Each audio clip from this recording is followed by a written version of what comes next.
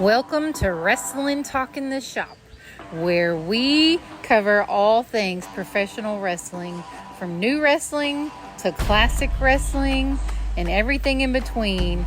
We go to wrestling, we do some wrestling, and everything in the ring. Join us now for Wrestling Talk in the Shop.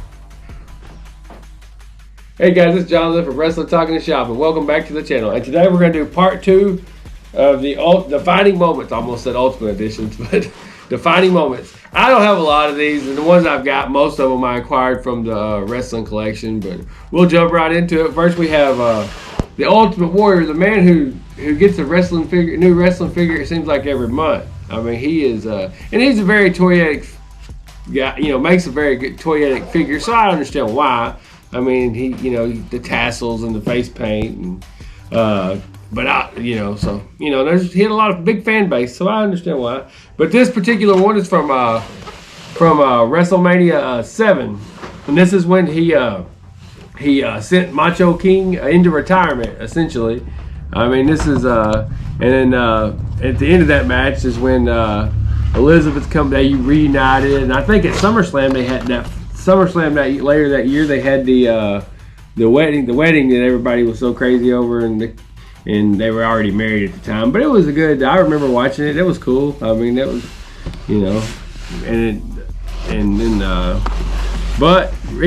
but that's showing the very detailed figure. He's got his jacket there. You can see on the back of the jacket, he's got his stuff there.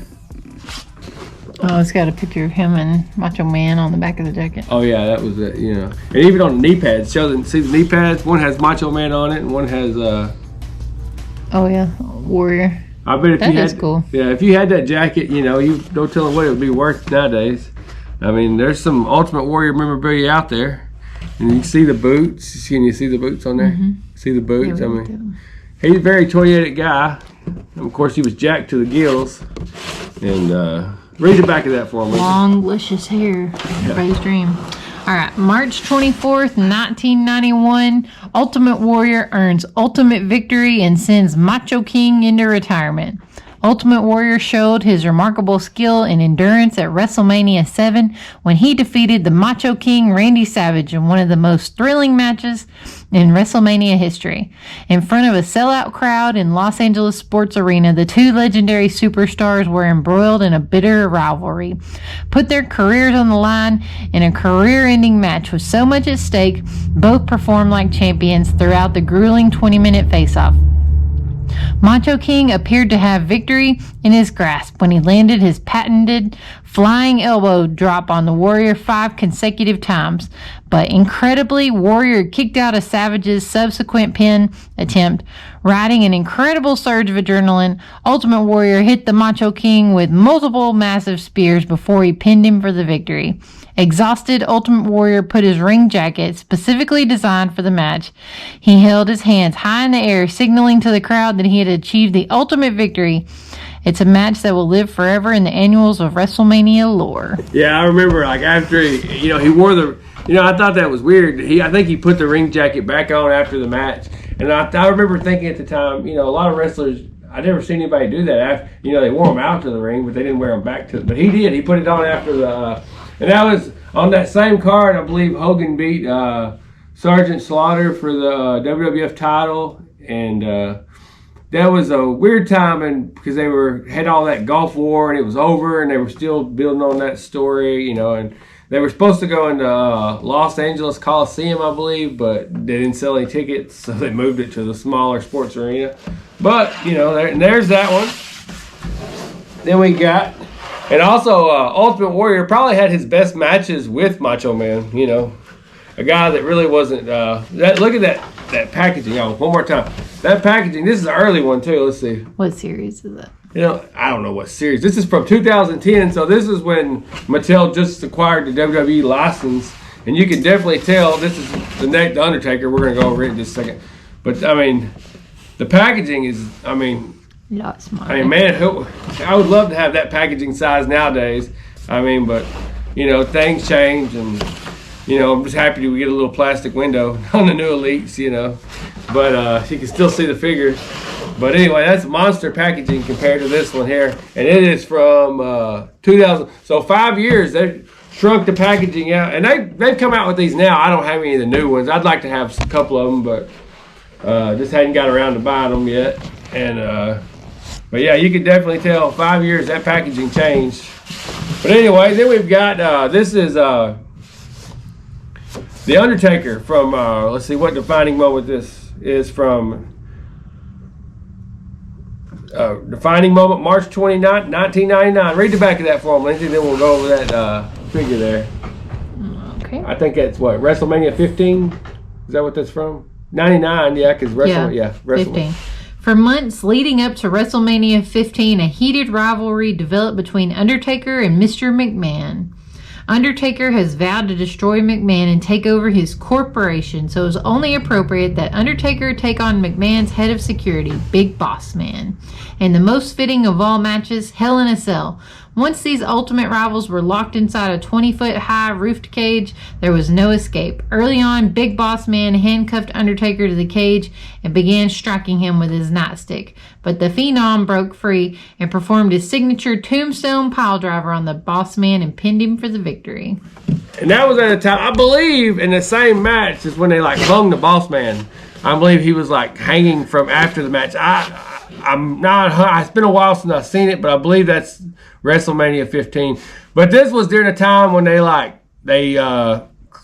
put Stephanie McMahon on that symbol there above, and then Stone Cold saved her, and then all of a sudden we were all wondering who the higher power was, and it ended up being Vince McMahon. I mean, what a letdown! I remember seeing that, but that's definitely Ministry of Darkness, corporate ministry, Undertaker. Very cool. Very angel kind of looking. Yeah, I mean, you can see. I mean, and these figures, like I said, I mean, you're not. That's a damn good figure there. You could definitely see that looks like the Undertaker, and he's got his tattoos and whatnot. You can, I mean. There we go. Yeah. Right there. Very awesome figure. You can see his wings. Yeah. And see that symbol there? That's kind of the Undertaker symbol. But on Raw, they had mounted Stephanie McMahon to that and like hung her, sort of a crucifix. Like a crucifixion. Yeah, thing. sort of type deal. They didn't want to do it on a cross because of the backlash. But yeah. And then Stone Cold come out and saved her. And Vince McMahon had ran to Stone Cold, please help me, save it. And at the end of the storyline, it was the higher power was Stone Cold. I believe that's off. This is a figure around that time. I mean, and Paul Bearer and everybody was just the corporate ministry. And then the last we've got here, this is The Rock, a tribute from Mankind defining moment. This is from September 27th, 1999. You see The Rock there in his $500 shirt there. That used to be one. And then funny thing, I didn't know about those shirts. I guess The Rock would like leave them in the arena or whatever. And then Jerry Lawler ended up getting them and reusing them. I learned that from what the hell's that WWE show where they buy the Hidden Treasure? Oh, yeah. Hidden Treasure. Let's see what is he wearing.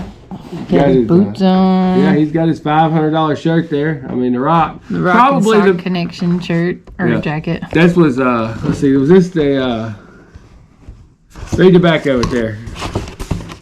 Okay.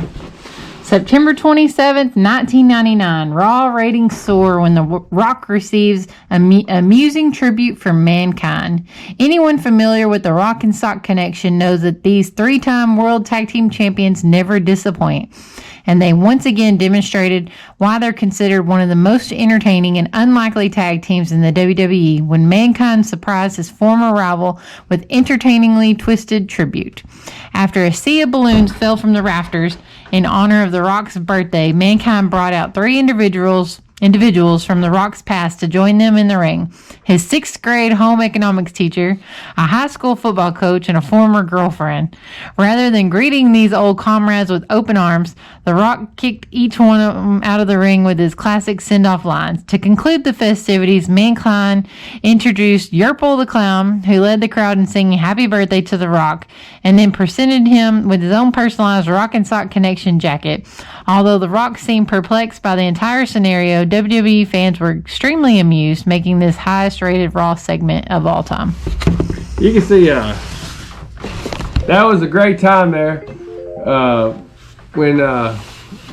remember watching that segment like it was yesterday. I could remember that. And The Rock, he went into, they weren't PG then. They were not PG.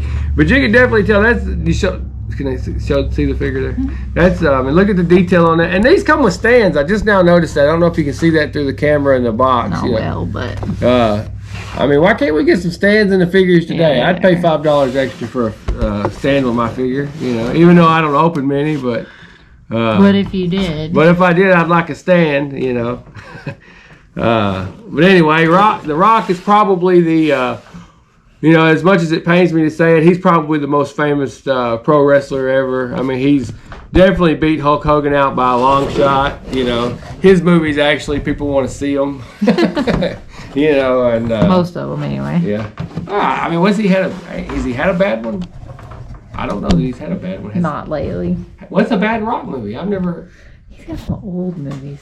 Really, really old ones. Like what? They were bad? He's in like some old Disney movies. But people still watched them though, didn't they? I'm sure they did. I'm saying, Hulk Hogan made movies that nobody watched. Like Mr. Nanny. You ever seen Mr. Nanny? No. Okay then.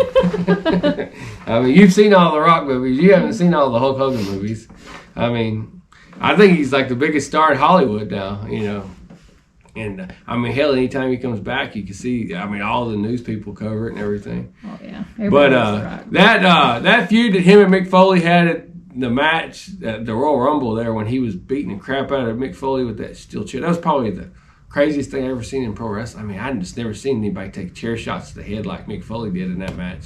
He was like handcuffed, and The Rock was just bashing his brains in with that chair. Go back and watch that movie. Go back and watch that match. I think it's. Sometime around maybe the 99 Royal Rumble or something right in there.